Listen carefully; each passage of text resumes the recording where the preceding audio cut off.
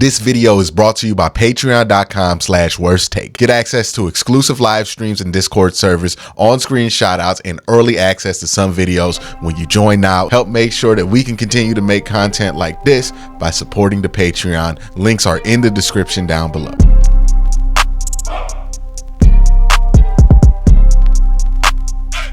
Well, in yesterday's video where I was talking about the things that you're going to really want to pay attention to in minicamps, the first thing I said was you're going to want to check out this Amari Cooper contract situation because it seems like there's one brewing.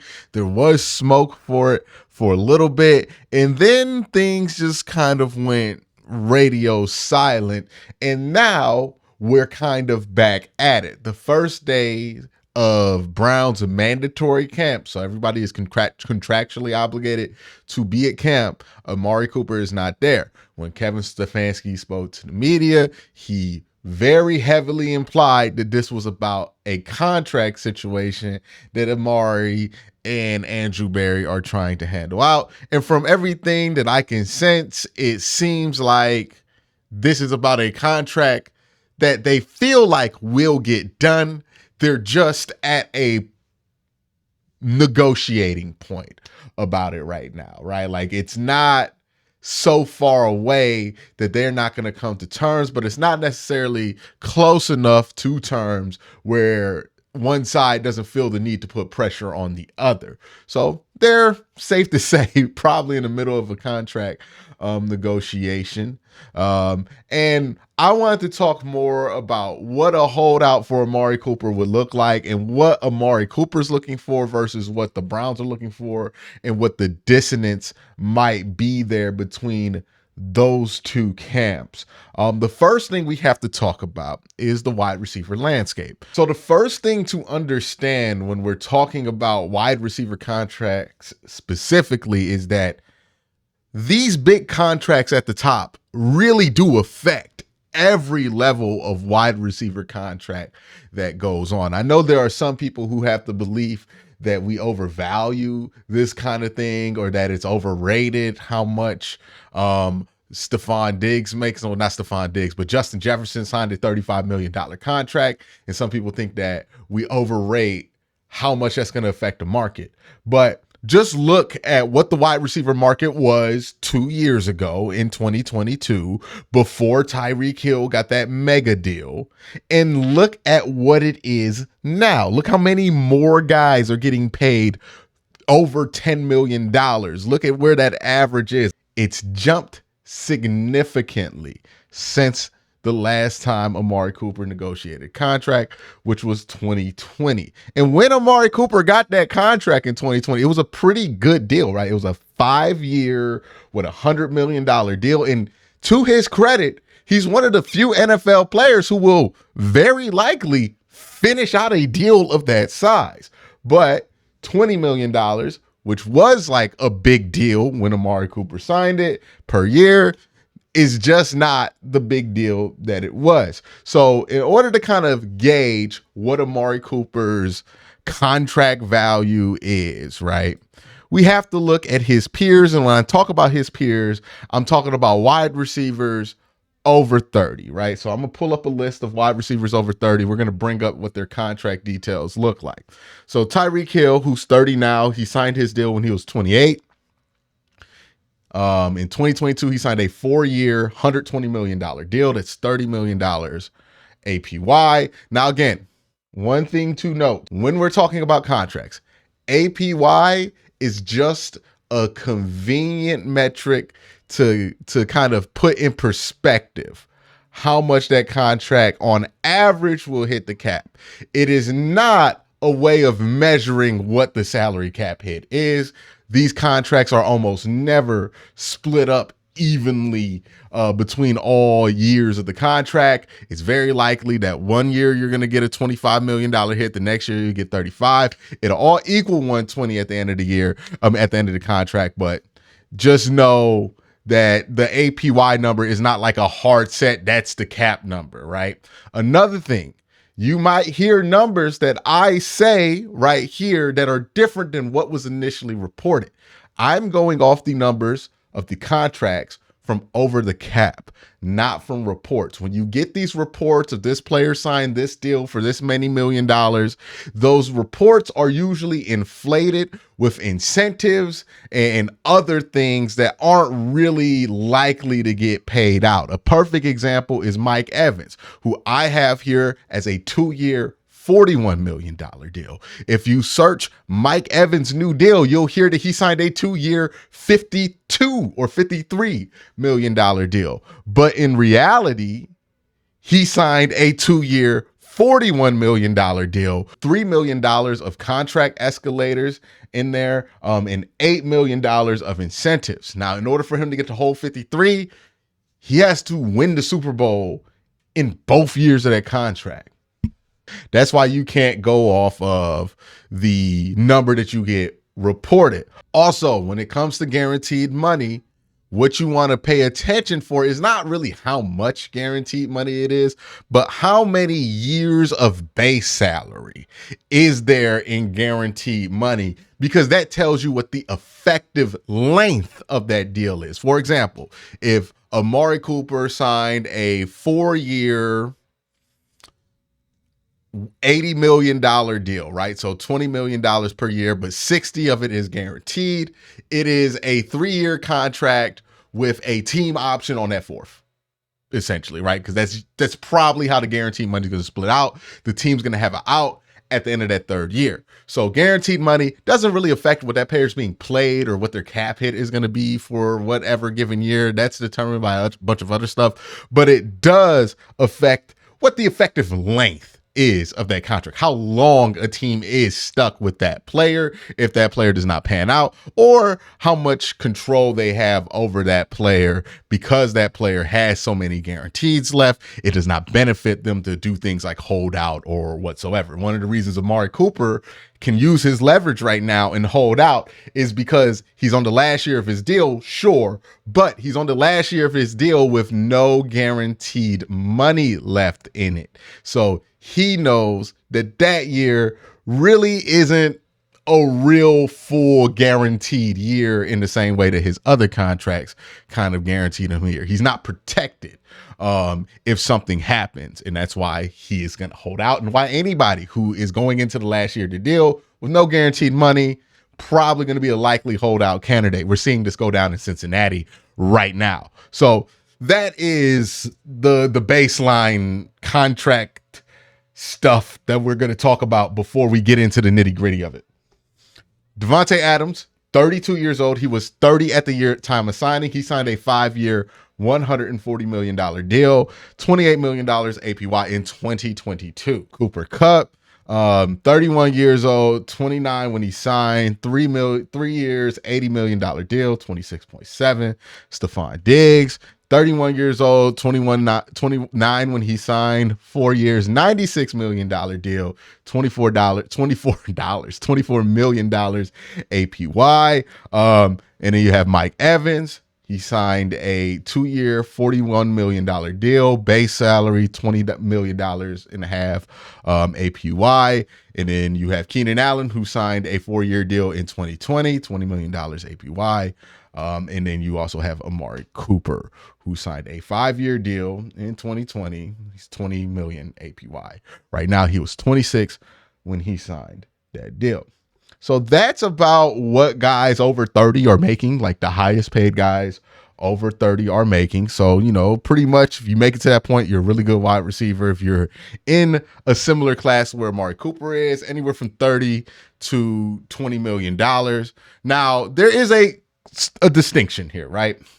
Amari Cooper is a really good wide receiver, but he is not necessarily in the same class of wide receiver that Tyreek Hill is, Davante Adams, Cooper Kupp, and Stephon Diggs, right? If we look at those guys' numbers, if we pull them up right here, their numbers just look different than what Amari Cooper or Mike Evans or Keenan Allen's numbers look like, right? You're talking about guys who get close to 300 or north of 300 targets a year. You're talking about guys who unilaterally get like over 2,700 yards, and they're high in that touchdown number, right? The lowest one is Stephon Diggs with 18 touchdowns. You got somebody like Tyreek Hill who has 26, and Davante Adams who has 29. Now, these numbers, let me be clear here too. These numbers you're seeing on screen are what these players did the 2 years before they got the contract they are currently on. These are not their last 2 seasons. These are the 2 seasons that they put together before they got the contract that they are currently on that cost them that money. So that's a pretty important distinction I should throw in there, and why it's relevant to this conversation what these guys are putting up. Because, hey, if this 2-year span of production is enough to get you $30 million in 2022, you would imagine that's $35 million in 2024. That's what you have to do to get there. Amari Cooper has had some great years in Cleveland, but he has not had that level of production in Cleveland. So he's not going to be in that class of wide receiver. And I don't think that that's why this whole thing is happening, because Amari Cooper thinks he's in that class of receiver and he's not. I think the negotiation is much more simple. I think this conversation between Coop and the Cleveland Browns could be something that comes down to the length of the contract. I think the Browns want a contract that they can get out of by 2026. And I think Amari Cooper wants a deal that's going to guarantee him past 2026. And that's the impasse that I think that the team is on. Now, I'll explain why I think that a little bit further, but that's kind of my overall basis of what I feel like is going on here, right? I think the Browns could see Amari Cooper and see the deal that Mike Evans signed, where it's a $41 million base, $3 million in escalators, and $8 million in incentives. So full length, it's 52 over 2. So you can get 25 if you want to. And it's over 2 years. So that's the deal that Mike Evans got. And I'm going to be honest with you, if I'm Amari Cooper, I understand why the Browns want that deal. I don't take that deal. I've had the best 2 seasons of my career, and you're going to come at me and tell me I'm going to take a pay cut in my base salary? It's nuts. That's insane. I'm not doing that, right? Amari Cooper is slated to make $23 million a year, or not a year, but $23 million this year. That contract that Mike Evans signed would put him in line to make about $20 million. Now, again, you can adjust it, and instead of it being $41 million, it's what? $46 million base salary, and it's just locking him into what this year is. So $23 million over the next 2. And that would be a fair deal for the Cleveland Browns and a more fair deal for Amari Cooper. But I'm not going to take that contract that Mike Evans have, because I think that contract that Mike Evans took was bad. I think it's a terrible contract for Mike Evans. A good contract for the Buccaneers, a bad contract for Mike Evans. So I would not be advocating that Amari Cooper take that. And if that's what they're offering Coop, I wouldn't take it. I think what Coop wants, like where Coop's at, is he wants a 4-year deal worth about $102 million, right? That's about 25.6 APY. And that's about like either at or a little bit slightly above market value for Amari Cooper, but that's around where he is. I think he wants that 4th year. I don't know if he gets to that 4th year, but I think he wants that 4th year. And the pay increase that comes with it. Now, if the years are more important to Amari Cooper, right? If Amari Cooper really wants to just make sure he's guaranteed past 2026, what he could do is take about 96 over 4 years, but have the guarantees be about 3 years of base salary, so that he's essentially guaranteed under contract for the next 3 seasons, which would put him in a nice position to either retire or get like a vet 2-year deal with a championship team, whether that be the Browns, whether that be the Chiefs, whoever he wants to go to get one last deal. And that will put him in a nice little spot there at the end of his career.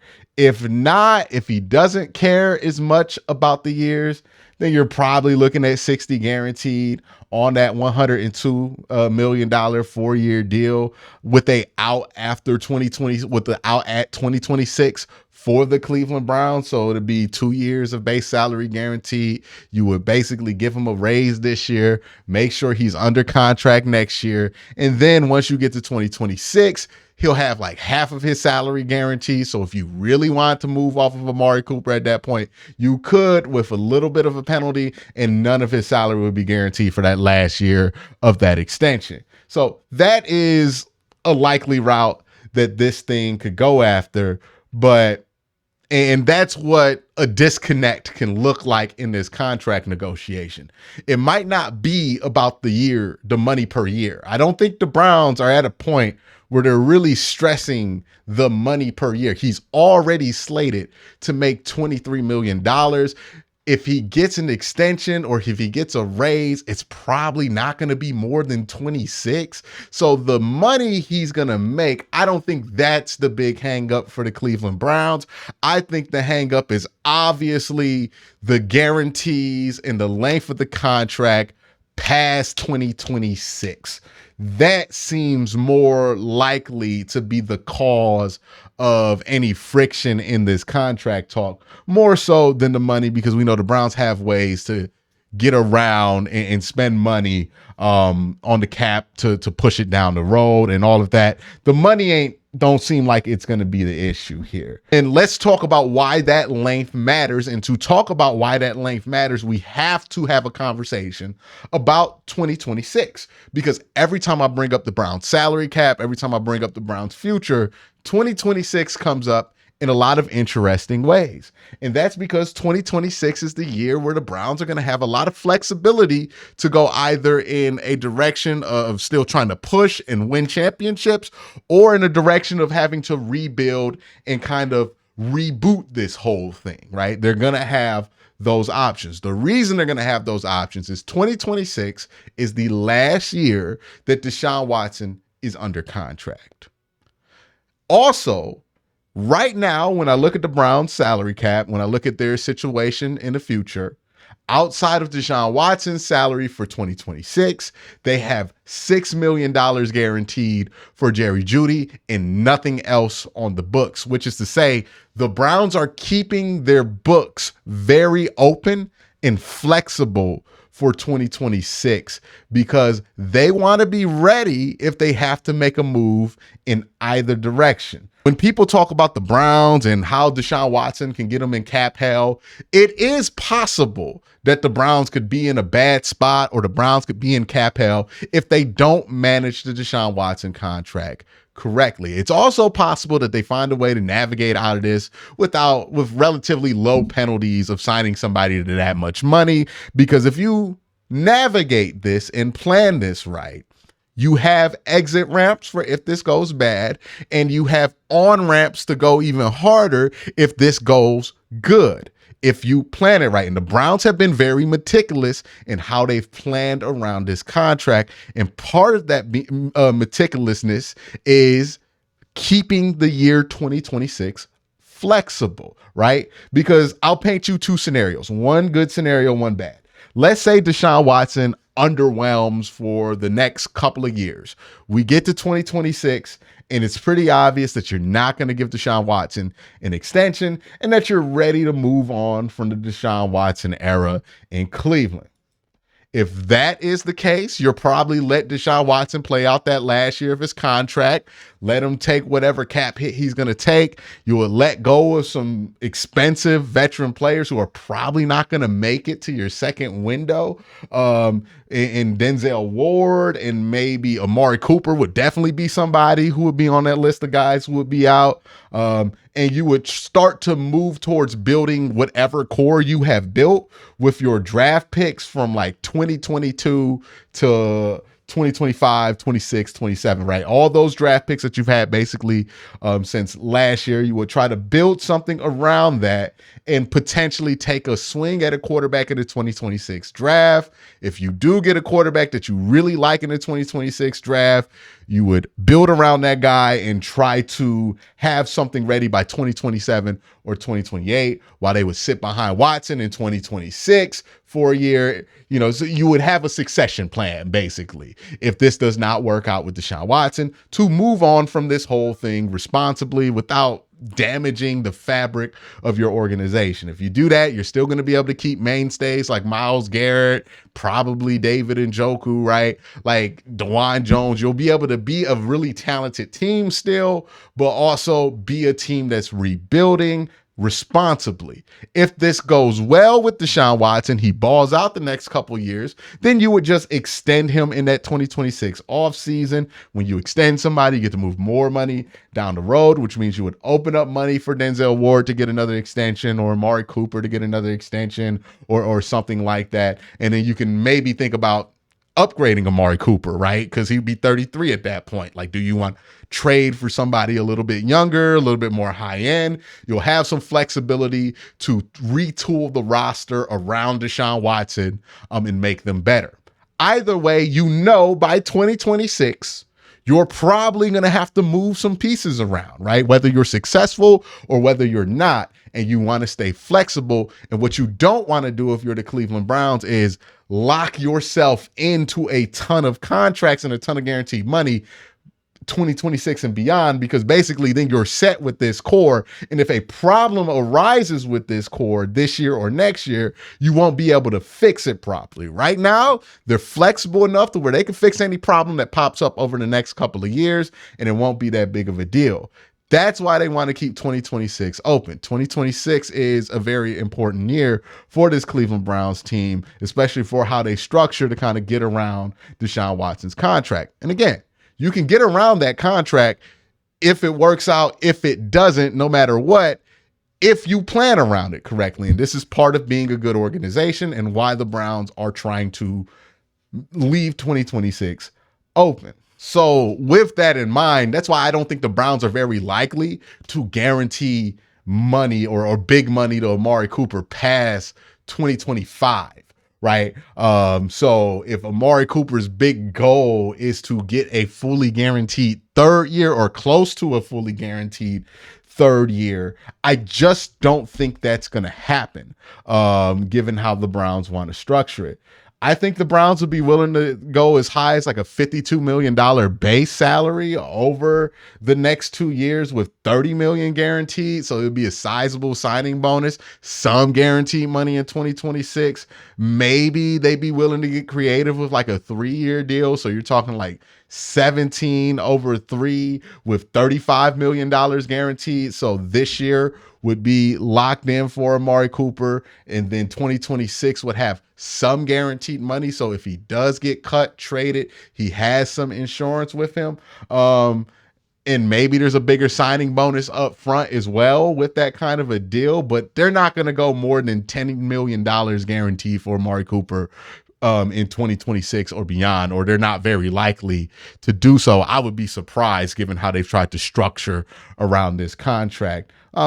But that's what I think is going on with the whole Amari Cooper thing. Let me know what you think in the comment section down below. I don't want to make too many predictions about this situation because you never know how a contract negotiation should go. But I think we should just let this thing play out, see if it's still going on in August, and then like kind of take it as it comes instead of making it either the biggest deal in the world or not. I'm just laying the groundwork for what I think could be what's going on with Amari Cooper, and some of the interesting things that are going on with other contracts and how the Browns like to structure contracts and how they like to guarantee money and what year specifically they are trying to guarantee money, and how the Browns strategy is going to change over the next couple of years as they avoid trying to lock themselves up into too much money in 2026, right? They don't want to lock themselves up in 2026 because they want to be able to either be flexible to add to a great roster with a good to great quarterback,